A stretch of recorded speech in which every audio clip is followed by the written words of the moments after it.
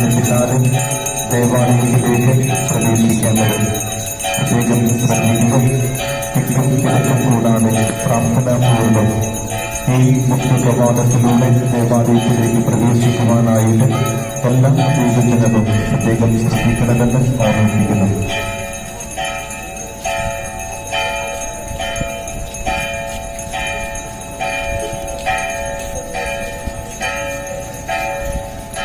പ്രത്യാശയാൽ ക്രിസ്തുവിന്റെ കുരിശ് വാഴ്ത്തപ്പെടട്ടെ. സന്തോഷത്തോടെ കാഹളം മുതിക്കൊണ്ട് തിരിച്ചു യാത്ര നടത്തുക.